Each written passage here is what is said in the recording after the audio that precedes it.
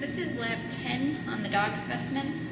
So today we're looking at some of the items in the axilla or the armpit area. So the axilla is really just the space between the forelimb and the chest wall. So here would be the axilla, all of this space. And then we're also going to be entering the chest cavity today. So we'll go over that.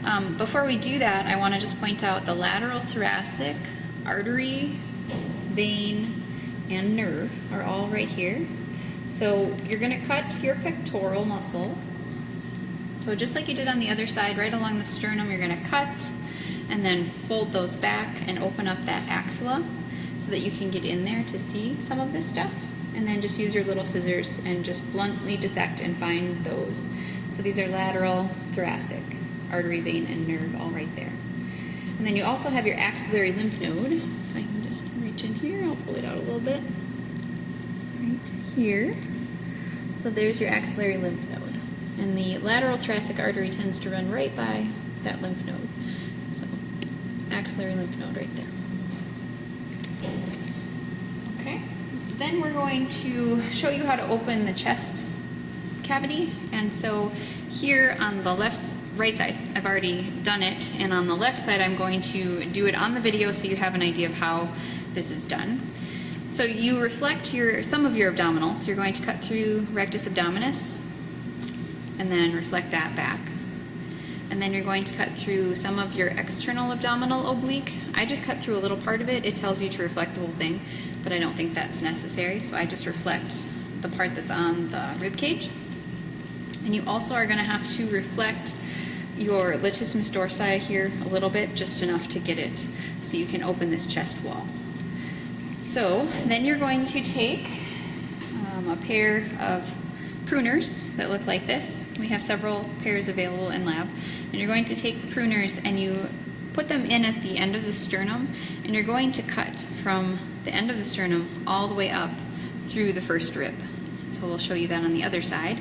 And once you do that, then you will be able to kind of pull that chest wall a little bit, and then you're going to cut right in front of the diaphragm. So here you can see the diaphragm is here, and so you don't want to actually enter the abdominal cavity just yet, so you want to stay just in front of that and make a cut down towards the back. And then you take them and go inside the rib cage, and you use the pruners and just snip each individual rib as you go along inside the rib cage, so it stays connected, but you can open it like a little door. So we'll move to the other side and I will show you how to do that.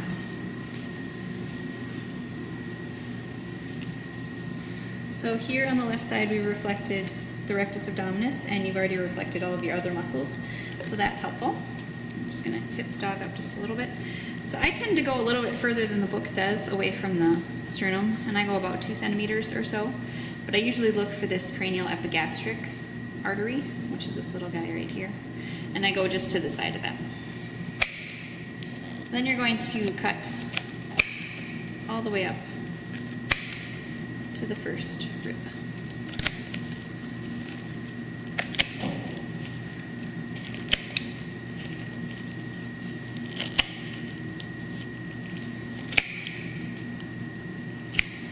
So there, we made it all the way through.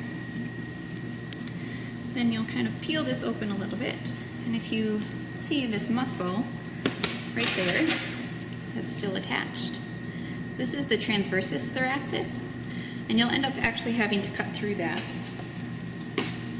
also. It's very thin, so very easy to cut through, or it usually rips too. That's okay. You just cut through that, and now we're in the chest. And you're going to come and feel where the diaphragm is with your finger so that you're not cutting into the abdominal cavity. Then you take the snips again, just go right in front of the diaphragm. And just feel your way along, making sure you're not entering the abdominal cavity.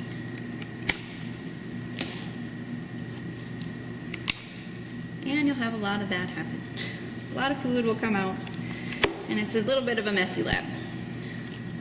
Okay, then you hold this open, or have somebody help you hold it open, one of your lab partners, and you're going to go in and snip on inside. So here, I'll just show you, but you're gonna move down here and put the snips down inside and then snip each one. So I will do that now. So just bear with me, this does take a minute. So. And on the dogs, you do need a little bit more force than on the cats. Cats tend to be able to do it with like a big scissors. You don't necessarily need the pruners. But on the dogs, you definitely need a little bit more oomph.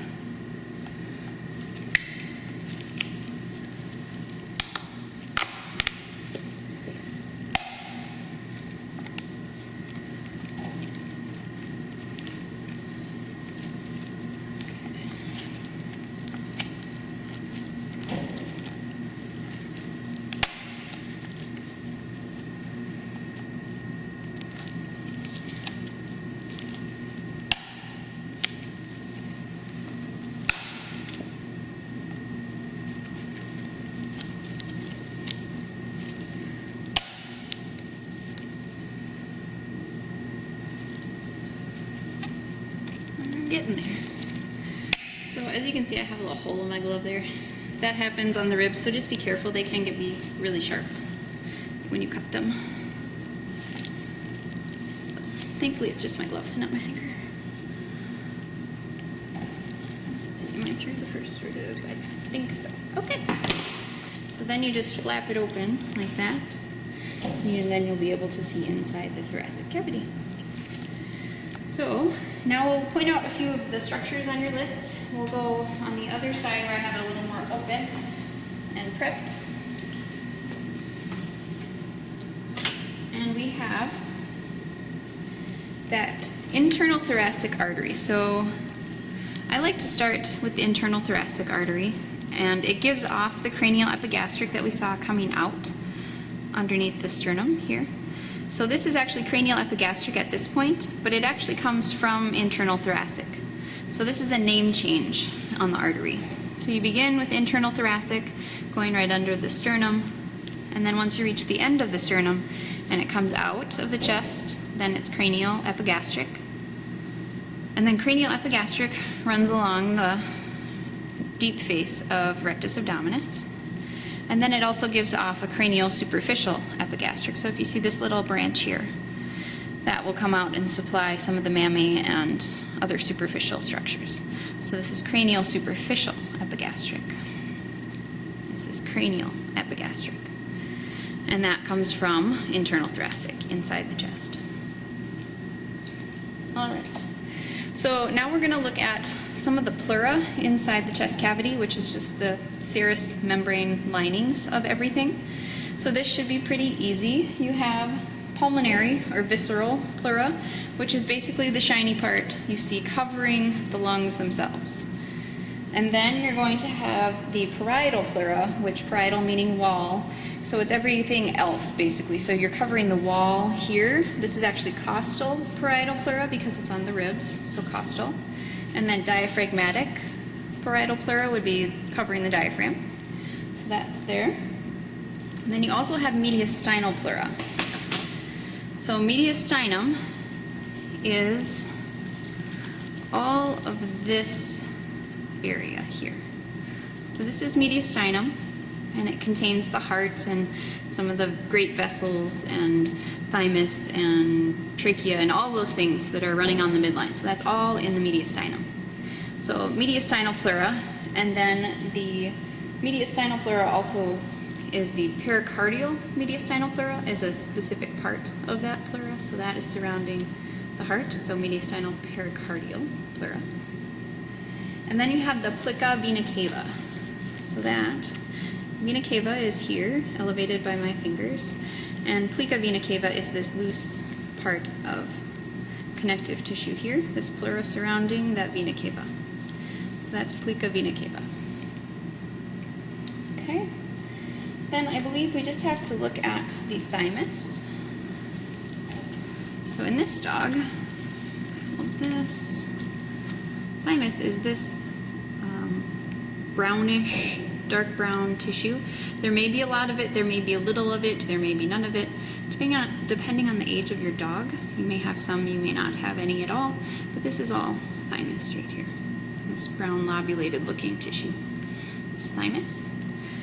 And then on the caudal edge of the lung, let me move to the other side. We have the pulmonary ligament, so I'm going to pull the caudal lobe of the lung out here so that hopefully you can get a glimpse of that pulmonary ligament. So it's ripping just a little bit, but hopefully you can see the whitish tissue extending back from the root of the lung there. That's the pulmonary ligament. And that should be it on Lab 10.